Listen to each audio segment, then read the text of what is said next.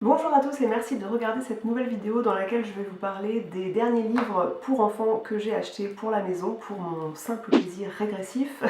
Non, pas du tout, pour raconter des histoires sur Noël à mon fils qui a 3 ans et demi, à l'heure où je vous parle, donc décembre 2018. Si vous cherchez des livres pour enfants, des idées cadeaux en termes de livres pour enfants, sachez que j'ai déjà fait plusieurs vidéos de ce type-là où je vous présente des sélections, parfois sur différents thèmes, et je vous avais également expliqué comment je faisais mes choix pour sélectionner des livres pour enfants pour mon fils selon son âge. Je vous mettrai le lien de ces dernières vidéos en barre d'infos. Aujourd'hui nous allons donc parler des livres que nous possédons à la maison pour lui expliquer ce qu'est Noël, pour parler de Noël, pour célébrer l'Avent également, les 24 jours qui précèdent Noël, et pour expliquer Noël à travers le monde. Qu'on souhaite faire croire à son enfant au Père Noël ou pas, c'est un choix. Je pense que la plupart de ces livres ne gâcheront pas la croyance ou au contraire le fait de vouloir dire la vérité à son enfant. Le premier livre que Pierre a possédé pour Noël, c'est un livre qu'il avait à partir de 18 mois. C'est un livre musical. Alors moi je suis pas trop branchée livre musical parce que à la base un livre n'est pas musical, mais Pierre en a possédé quelques-uns et celui-ci je l'ai bien aimé. C'est le livre Mes chants de Noël où vous avez la plupart des classiques musicaux noélique chanté par des enfants, donc c'est tout mignon. J'appuierai pas sur le bouton parce que face caméra c'est assez horrible d'écouter le livre de cette façon là, mais vous avez Vive le vent, illustré par des petits animaux comme ça. Vous avez Une fleur m'a dit qui est une de mes préférées, Douce nuit. Vous avez également Petit Papa Noël, Mon beau sapin, bref les grands classiques de Noël pour commencer à chanter avec votre enfant. Le second livre dont je voulais vous parler, il s'agit d'un documentaire et c'est peut-être parmi mes préférés. Je crois que c'est mon préféré parce que moi j'adore les livres animés et je crois que c'est dans le top 3 des préférences de Pierre également parce que quel enfant n'aime pas tout ce qui est petit livre animé avec des volets, des rabats, des tirettes, et ce livre, je pense que les auteurs, les illustrateurs ont dû se régaler à le concevoir parce que c'est vraiment ultra bien fait.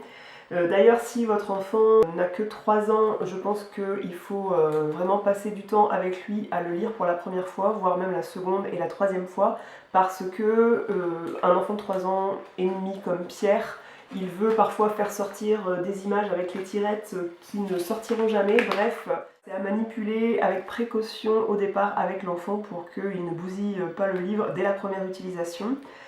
Donc ce que j'aime dans la collection Mes petits docs, je vous en ai déjà cité plein et c'est fort probable que Pierre en ait sous le sapin encore pour étoffer sa collection parce que je trouve que c'est des livres qui expliquent bien les choses, qui font un résumé assez concis pour la tranche d'âge 3-6 ans. Ça intéresse à chaque fois l'enfant parce que à chaque fois il y a toujours une image, un paysage qui est dessiné sur une double page, donc il y a vraiment une multitude de choses à regarder pour capter l'attention de l'enfant de 3 à 6 ans, c'est à chaque fois super bien fait. Les dessins sont très réalistes et quoi de plus normal étant donné que c'est un documentaire, donc c'est censé raconter la réalité pour apprendre des choses à l'enfant. Et là, bien sûr, est-ce que ça compte la réalité puisque on parle de la croyance au Père Noël, mais je pense que si vous ne souhaitez pas faire croire à votre enfant au Père Noël, ce qui peut arriver et ce qui est un choix respectable, c'est le choix de chaque famille, eh bien vous pouvez raconter l'histoire d'une toute autre façon. Et en l'occurrence, comme le choix a été fait à la maison de ne pas insister sur cette croyance au Père Noël, de ne pas faire croire au Père Noël, eh bien je raconte ce qu'il est écrit comme une histoire. Je ne dis pas le texte exactement, mais je précise chaque fois que c'est une histoire. L'autre chose que j'aime beaucoup dans ce livre, c'est qu'on va parler bien sûr de toutes les coutumes qu'il y a autour de Noël, mais pas seulement en France, mais à travers le monde. Et même moi, je me suis un petit peu instruite sur le sujet parce que je ne savais pas qu'en Italie, on attend la Befana, qui est une gentille sorcière à l'occasion de Noël. Ça finit aussi par une touche assez terre-à-terre qui explique que le jour de Noël, ce n'est pas simplement le fait de recevoir des cadeaux, c'est le fait aussi de se fabriquer des cadeaux. Ça, il l'explique aussi au travers le livre, et ça, j'aime beaucoup le concept, qu'on explique que chaque personne peut jouer au Père Noël en faisant plaisir à ses proches, et on explique que le jour de Noël, il s'agit aussi de profiter de ses proches, de profiter de la famille, de passer du temps ensemble, et que c'est ça l'esprit de Noël. Donc j'ai beaucoup aimé ce documentaire, qui coûte quand même 11,30 €. Donc pour un livre que forcément je ne vais pas lire au mois de juillet à Pierre parce que ce sera un petit peu décalé, n'est-ce pas? Mais il est capable de me le demander comme il arrive qu'au moment du coucher, il demande que je lui chante Petit Papa Noël pour l'endormir. Hein, donc pourquoi pas lire ce livre au mois d'août. Ma préférence va sûrement pour ce livre-ci qui est mon livre pour attendre Noël. C'est l'histoire de Violette et Robin. Leur mamie a donné un défi, c'est de chaque jour faire une activité pour attendre Noël. C'est encore un livre qui est assez interactif, un album qui est très interactif, dont les dessins sont vraiment ravissants et à chaque fois il y a une page consacrée à chaque jour de l'Avent, enfin en général puisque là le 1er décembre il y a 2 pages, mais sur les autres pages on a un jour de l'Avent consacré à une activité et on suggère à l'enfant de faire des choses en attendant Noël. Ça peut être décorer le sapin, ça peut être fabriquer une décoration pour le sapin de Noël, fabriquer un calendrier de l'Avent, fabriquer des cadeaux pour ses proches.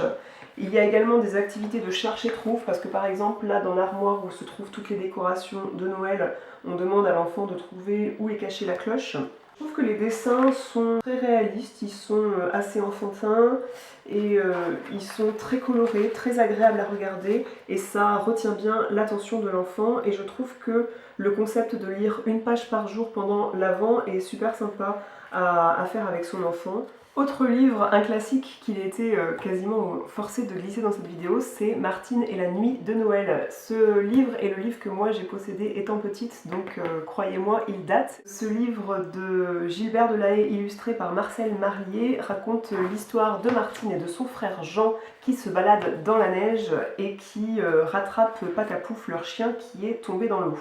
Et Martine, la petite enfant sage, la petite fille modèle, rêve de son papa et sa maman qu'elle a vu en photo patiner sur la glace et elle rêve de faire pareil, elle rêve d'avoir des patins à glace à Noël. Et du coup, quand elle va rattraper Patapouf dans l'eau, elle se glisse dans une maison pour aller le réchauffer. Et cette maison, elle est assez bizarre. Et comme Martine, cette petite fille sage, elle fourre son nez partout, c'est aussi une bonne petite curieuse, eh bien, elle va s'apercevoir que ce n'est autre que la ferme du Père Noël. En plus, elle est très futée, Martine. Ils s'en vont en courant jusqu'à se jurer de ne rien dire. Donc c'est un livre qui met bien en avant l'amitié, puisqu'ils sont ensemble avec son frère, mais il y a aussi le petit voisin qui est là. Bref, c'est une histoire, encore une fois, dont le discours est assez soutenu, comme tous les livres de Martine. Comme je disais dans ma dernière vidéo, il y a peu de livres maintenant qui sont rédigés de cette façon. Vient ensuite un livre pour enfants qui sort un petit peu de mes critères de sélection habituels, puisqu'il s'agit d'un livre qui comporte des caractères anthropomorphiques. Tant que mon fils a moins de 5-6 ans et que à cet âge-là, il ne fait pas exactement la distinction entre ce qui est vrai et ce qui est faux, entre ce qui est irréel et réel, je préfère sélectionner des livres où il peut s'identifier au personnage, donc qui mettent en scène des enfants plutôt que des animaux qui jouent les enfants. Mais généralement, si vous me connaissez bien, vous savez que je suis jamais intégriste sur ces sujets-là et que je laisse tout de même la porte ouverte à des livres qui mettent en scène des animaux avec un petit bonnet et qui décorent un sapin de Noël. J'aime bien suggérer des choses à mon fils qui sortent de tout ce que le marketing expose en première ligne des rayons des librairies. Donc c'est aussi pour ça que je préfère fouiner un petit peu pour trouver des livres qui collent à la réalité.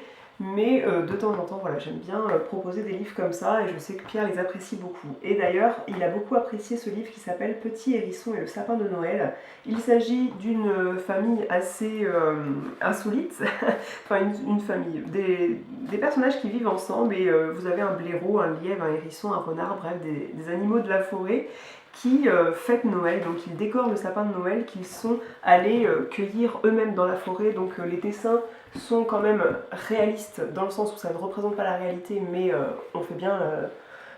Pierre a bien reconnu que ça c'était un blaireau et ça c'était un renard, hein, donc voilà, les dessins sont quand même très bien faits, très colorés, et à chaque fois vous avez le petit bonnet rouge du hérisson qui est en relief et que l'enfant peut toucher. Il est tout doux, il ressort bien de la page. Les dessins sont vraiment pleins de malice, la narration également est simple mais aussi assez malicieuse, j'aime beaucoup. et ils décorent tous ensemble le sapin de Noël jusqu'à ce que le hérisson perde son bonnet et qu'il soit très triste. Et aussi en parallèle de ça, il se rend compte qu'il y a des biscuits qui disparaissent, qu'il y a quelqu'un qui mange des biscuits en cachette. Et attendez-vous, messieurs, dames, à un final encore plus croustillant que la fin de Game of Thrones. Le bonnet était caché dans le sapin, et c'est un petit écureuil qui vivait à la base dans le sapin, dans la forêt, qui mangeait au fur et à mesure de l'avant les biscuits.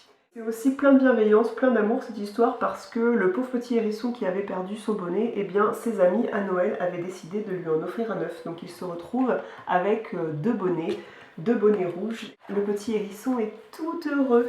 Et bref, ils peuvent passer un joyeux Noël avec leur nouveau copain, le petit écureuil, qu'ils accueillent dans la fratrie, dans la famille, dans le groupe, avec plein de gentillesse, et ils peuvent passer leur journée à jouer avec les cadeaux de Noël qu'ils ont reçus sous le sapin. Avant-dernière histoire, il s'agit Liv et Amy fêtent Noël dans la collection Mes petites histoires Montessori aux éditions Nathan. Et j'avoue que j'ai été très déçue de celui-là, alors que habituellement j'aime bien Mes petites histoires Montessori. J'aime dans ce livre que ça colle à la réalité, qu'on a deux petites filles auxquelles Pierre peut s'identifier, qui décorent le sapin de Noël et qui fêtent Noël en famille. Et elle pose la question en voyant plein de Pères Noël dans les rues si le Père Noël existe vraiment, et la grande sœur répond à sa petite sœur que les Pères Noël que tu vois dans la rue ce sont juste des messieurs déguisés en Père Noël, sauf que quand toute la famille débarque à la maison, les cousins, les parents font comme si le Père Noël existait, donc elles se disent bah tu crois que toi il existe finalement, et puis elle fait bah je sais pas, tout le monde a l'air d'y croire, même les adultes. Et donc elle décide de faire semblant de croire au Père Noël pour tout le monde. Et de ce fait-là, je trouve toute l'histoire assez creuse en fait. J'apprécie davantage l'idée qui est suggérée en fin de livre, mais si je vous la donne, vous n'irez pas acheter le livre. Et je vais vous la donner, c'est 24 pensées pour attendre Noël. Il s'agit de prendre un grand bocal de verre, des feuilles de papier, et vous mettez une pensée positive sur chaque papier. Vous en créez 24 que vous enroulez et que vous maintenez fermé par une ficelle, et chaque jour de l'Avent, eh bien, la personne à qui vous offrez le bocal, elle va ouvrir les 24 pensées positives pour penser à vous et pour illuminer sa journée. C'est une très belle idée que je pourrais faire avec Pierre plus tard quand il saura écrire, quand il saura un petit peu faire une rosette par exemple pour fermer les petits rouleaux de papier. Le dernier livre, c'est La robe de Noël de Satomi Ishikawa aux éditions L'École des loisirs. Vous savez que j'aime beaucoup cet auteur qui, en général, raconte des histoires d'enfants à travers le monde, à qui il arrive des aventures et qui mettent en place des choses pour arriver à un objectif précis, et à chaque fois c'est de bon esprit. Et là, on n'a pas d'enfants, pas de personnages humains, on a juste des sapins qui rêvent d'être récupérés pour avoir une belle robe de Noël. Et chaque sapin rêve à la robe de Noël qu'il pourrait avoir, dont un tout petit sapin qui ne sera pas coupé cette année, puisqu'il est trop petit pour plaire aux personnes qui les récoltent et pour être vendu. Et du coup, il est très déçu. À la fin du livre, finalement, il rêve d'une belle robe blanche, et il confie son rêve à un sapin qui est, lui, trop vieux pour être coupé. Et le vieux sapin le rassure en disant « Mais t'inquiète pas, la robe blanche, elle va arriver tôt ou tard. » Et il se trouve qu'il se met à neiger et que le petit sapin, il voit sa robe blanche lui tomber dessus. Et bien que ça met en scène des sapins, les dessins sont pas forcément très enfantins, c'est-à-dire qu'on n'a pas créé des bouches et des yeux au sapin, mais ça a bien retenu l'attention de Pierre, ça l'a un petit peu maintenu les yeux écarquillés autour de cette histoire, il a beaucoup aimé. Sur les éditions École des loisirs, à chaque fois on met un niveau de lecture, ça c'est le niveau de lecture 3, et moi j'ai trouvé que c'était au niveau de lecture 2, c'était très bien. Combien de fois il a repris ce petit bouquin pour raconter l'histoire à sa façon en faisant parler les petits sapins.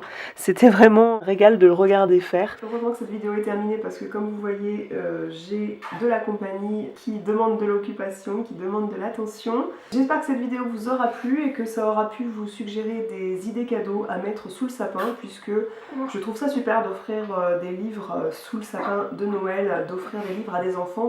La veille de publication de cette vidéo, je vous aurai publié un article sur mon blog avec des idées cadeaux pour un enfant de 3 ans et demi, 4 ans, 4 ans et demi. Il s'agit tout simplement des cadeaux qui seront au pied du sapin pour Pierre à la maison et des idées qu'on a suggérées aux proches pour offrir à Pierre à Noël. Je vous ai également fait un article sur des idées cadeaux pour un bébé de 0 à 12 mois, donc il s'agit ni plus ni moins des cadeaux que va recevoir Juliette, qui certes ne se rend pas compte, mais c'est toujours l'occasion d'étoffer un petit peu les accessoires puériculture, le matériel d'éveil qu'on peut avoir à la maison que de recevoir à cet âge-là des cadeaux à Noël.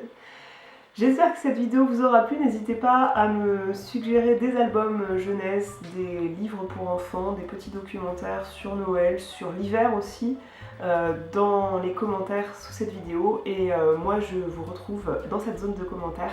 Je vous dis à très bientôt pour une autre vidéo. Ciao!